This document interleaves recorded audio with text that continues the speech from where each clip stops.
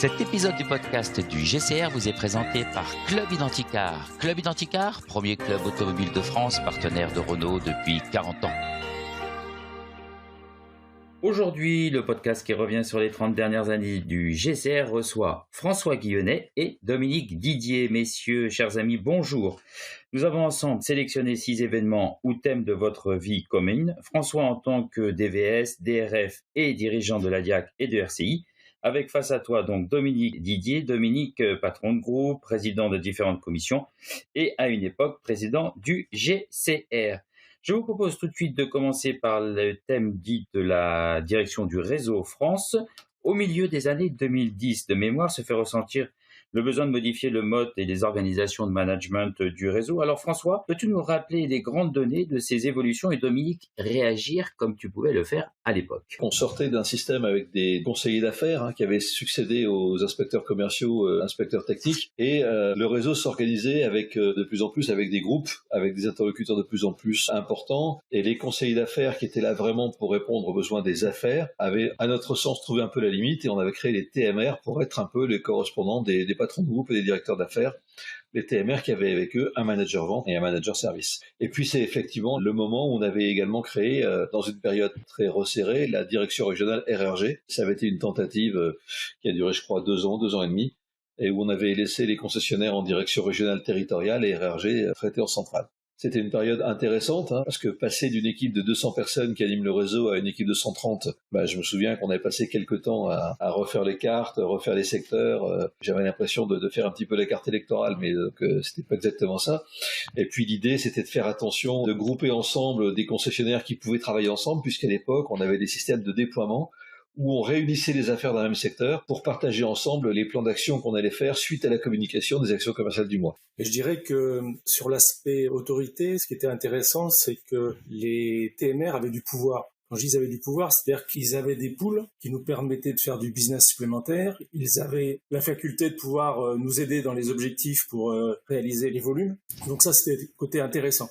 Au global, c'était bien vu. Quand François parle de la DR, par contre, RRG, ça c'était beaucoup moins bien vu parce qu'on a pensé que c'était pour nous cacher des choses. Côté RRG, on voyait plus les objectifs, on voyait plus les animations, on voyait plus rien. Et donc, quand ça s'est arrêté, on a dit bon, c'était un essai mais non concluant. Cette espèce de New Deal qu'on avait fait avec le réseau, c'était un deal qui était basé sur beaucoup de proximité, beaucoup de confiance et beaucoup de responsabilité au niveau des équipes terrain. Au-delà des organisations du réseau, c'est aussi à la DRF l'animation du réseau. À ce sujet, vous avez un souvenir fort, je crois, c'est la convention de Versailles et les annonces en rupture de la DCF. Pour la convention de Versailles, pour moi, c'est encore un souvenir présent. J'étais président de la commission commerciale à l'époque et on avait travaillé beaucoup avec François pour, aplanir les conséquences de cette nouvelle distribution. C'était effectivement un changement de mode de distribution puisqu'il y avait 2 grandes périodes dans l'année où il fallait prendre beaucoup de stock. Donc, on avait négocié les portages, tout ce qui pouvait s'accompagner. Et je pensais que cette convention, je répète, j'étais au café le matin et je pensais que ça allait mal se passer et qu'on risquait d'avoir une bouchara. Pour les plus anciens, ceux qui s'en souviennent, c'était au Zénith où à un moment avait été annoncé quelque chose qui n'a pas dû plaire au réseau. Le réseau s'est mis à taper du pied. Je pensais qu'on allait à peu près vivre la même chose. On a beaucoup travaillé avec la commission commerciale du GCR. Ça a duré 3 mois. On s'est vu très souvent. L'idée, comme l'a dit Dominique, c'était que on avait mission 2 fois par an de mettre des stocks réseau à fin juin et à fin décembre à un niveau qui était inhabituel pour l'époque, qui était, je me souviens, de 3,2 mois de vente en stock à fin juin, fin décembre. Ce qui était complètement nouveau et complètement une vraie nouveauté pour le réseau qui était habitué à gérer son stock, je dirais, de manière beaucoup plus linéaire. Et donc, il fallait le faire, donc on avait le droit d'avoir une idée, mais il fallait le mettre en place de la meilleure des manières possibles. Donc, on a beaucoup bossé ensemble avec Dominique et la commission commerciale, et Nicolas Monod, qui était directeur du marketing avec moi quand j'étais DRF, avec Bernard Cambier à l'époque, bien sûr, qui était le DCF, et on était montés tous les 3 sur la scène à Versailles avec une stratégie qu'on avait élaborée avec la commission commerciale du GCR. On n'était pas certain que ça marcherait. En fait, il y avait 3 axes. On avait dit, on va aider avant, on va aider pendant, on va aider après. Je confirme, le réseau, à la fin de cette réunion, a applaudi François, Bernard et Nicolas qui étaient sur scène, qui avaient été effectivement très transparent. Et le fait d'avoir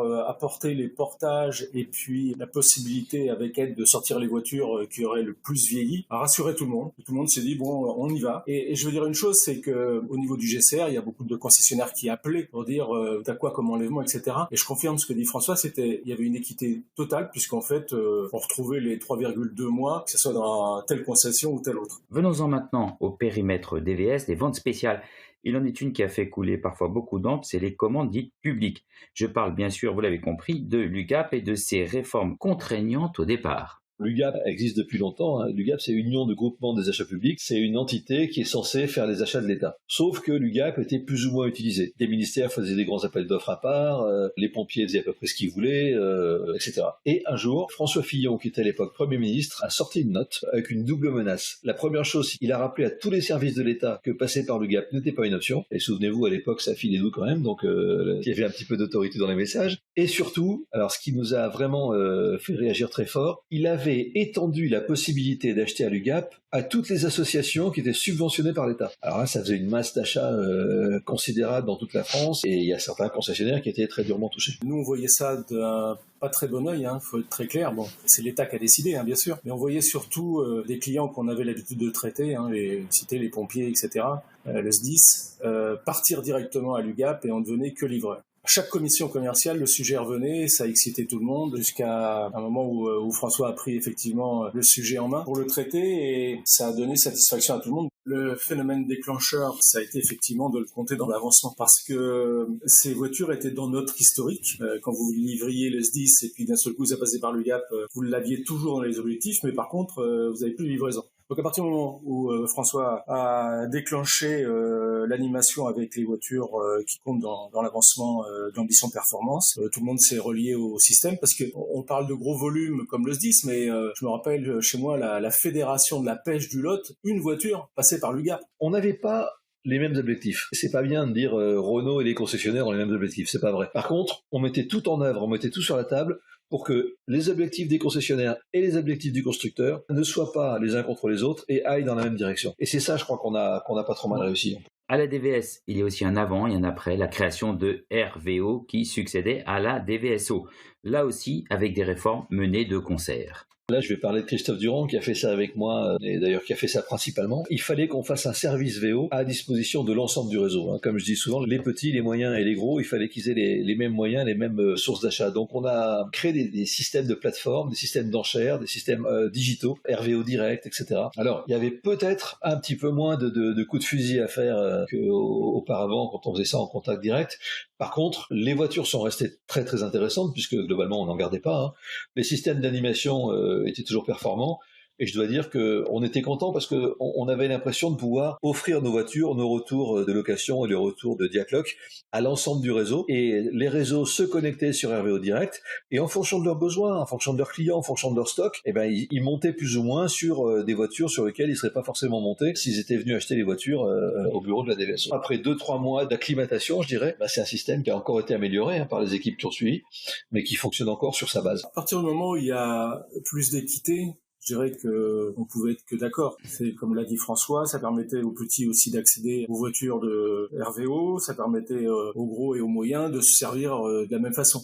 Et je pense que c'est à partir de cette époque-là qu'on a vu les dominettes VO progresser de façon significative jusqu'à aujourd'hui, ça progresse toujours. Donc c'était vraiment un plus, ce système-là. Après, au départ, tout le monde n'a pas compris. Il y avait que quelques-uns qui achetaient sur RVO Direct. Et puis après, aujourd'hui, tout le monde connaît le système et tout le monde l'utilise et il est encore effectivement en vigueur. Le monde change, le mode de consommation aussi. Alors, à ce titre, on a vécu dans cette période le début d'un vaste bouleversement avec les services additionnels et le financement. On va donc parler de la DIAC et de RCI, les partenaires du réseau.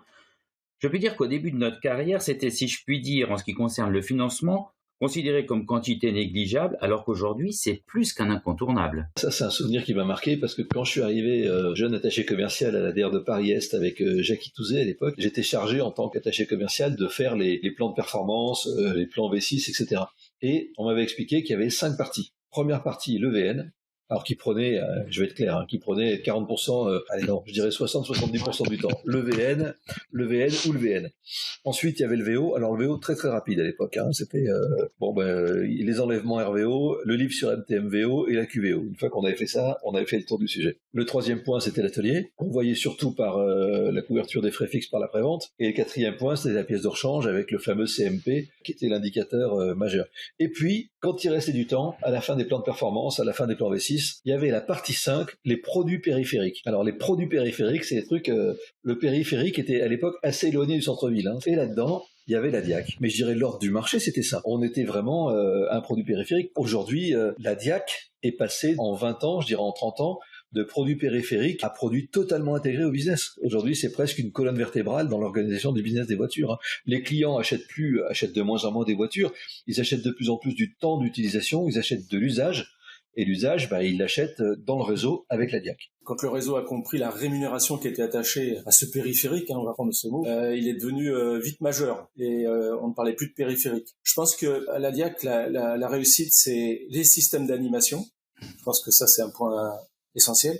Le relationnel, qui est resté toujours excellent, et ça depuis des années, et bien sûr la rémunération qui s'y accrochait. L'élément le plus important de tout ça, c'est la capacité du réseau à être un acteur majeur du marché des véhicules d'occasion. Parce que globalement, quand tu regardes un petit peu les deals qui sont proposés aujourd'hui aux clients, il y a des prix de voitures. Les prix de voitures sont assez alignés. Les moyens commerciaux dans les différents constructeurs, il y a des hauts, il y a des bas, mais sur le long terme, il y a des côtés semblables. Il y a bien sûr l'intérêt de la voiture qui séduit le client, mais il y a un élément très important, c'est le niveau de la valeur résiduelle. Et entre des réseaux comme le réseau Renault en France, qui a un vrai savoir-faire VO, qui a une vraie compétence, qui a un vrai professionnalisme, et qui donc peut s'engager sur des valeurs résiduelles, elles sont toujours trop chères, mais à un haut niveau, qui nous permettent de vendre des voitures aux clients, ça crée un cycle. Qui pense partenariat pense aux 3 R, réseau, Renault, RCI. Et pour cela, bien sûr, il y a une référence, des références, c'est le top niveau. C'était l'animation des animations qu'il fallait gagner. Vous voyez, le directeur, à la fin du top niveau, toujours, de toute façon, les résultats étaient toujours publicisés et tout le monde s'intéressait où en était son entreprise. Ça, c'était la base. Et après, quand c'était le mois de la fin, c'était la guerre, pour savoir qui allait gagner. Et après, les résultats parus, il y avait bien sûr des déçus, mais globalement, c'était très très positif, C'était une animation qui marche très bien parce qu'elle est poursuivie. Et je pense que le règlement, tout ça, c'était vraiment bien fait. C'était une bonne animation, Je dirais qu'avec le top niveau, on touche au cœur du système et on touche au cœur dans tous les sens du terme, Parce que cette semaine, alors je dis cette semaine, le top niveau, le premier top niveau, c'était en 1978. C'était un week-end au Grand Prix d'Italie. Donc en 42 ans, le top niveau a un petit peu évolué. Il y a eu des années de crise où ça a été suspendu, mais globalement, je dirais qu'il pleuve, qu'il vente ou qu'il neige, le cœur tient toujours. Et ce cœur du réseau, c'est là où vraiment on peut se voir, on peut échanger, on passe une semaine ensemble avec les concessionnaires, avec les gens du constructeur, avec les gens de RCI. Tout le monde essaye de voir tout le monde, on essaie de faire des animations qui permettent à tout le monde de se croiser. C'est très rare qu'il y ait des petits groupes qui passent toute la semaine ensemble. Tout le monde arrive un petit peu à se voir, à échanger. Des gens apprennent à se connaître. Je dirais, on diffuse entre nous les valeurs de la famille. Je dis souvent, un de mes grands plaisirs, c'est que je travaille aujourd'hui avec des fils de concessionnaires après avoir travaillé pendant quelques années avec leur père. Moi, j'ai remis des DIAC à des jeunes concessionnaires après avoir remis les insignes du club de l'excellence à leur père. Pour finir notre échange, et je vous remercie vraiment de ce bon moment fait de souvenirs communs, en des mots, comment pouvez-vous définir l'un et l'autre vos relations et votre collaboration ? Je mettrais 2 mots, c'est transparence et confiance. Transparence, pourquoi ? Parce que François, il a toujours, comme il disait, on n'avait pas les mêmes objectifs, souvent, ils peuvent être un peu différents, mais il fallait y arriver ensemble. Donc, de nous expliquer quelle était la problématique côté constructeur, nous permettait aussi de se dire, bon, ça, ils vont pas l'accepter, et puis expliquez-nous notre problématique pour que les deux vues se convergent. Pourquoi je dis la confiance ? On va pas trahir de secret, mais souvent, dans les commissions, elles se sont faites avant ou après parce que il y a 2 personnes qui avaient un bon feeling ensemble et on s'expliquait et on savait où on pouvait aller. Pour moi, c'est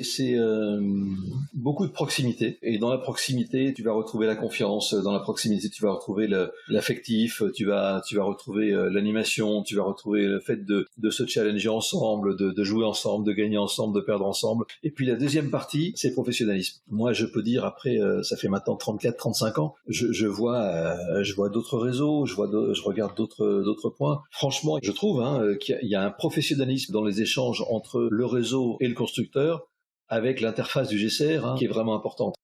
Merci François Guionnet, merci Dominique Didier de nous avoir décrit ces 6 exemples de travaux en commun, j'allais dire de jeux collectifs faits de proximité et de professionnalisme.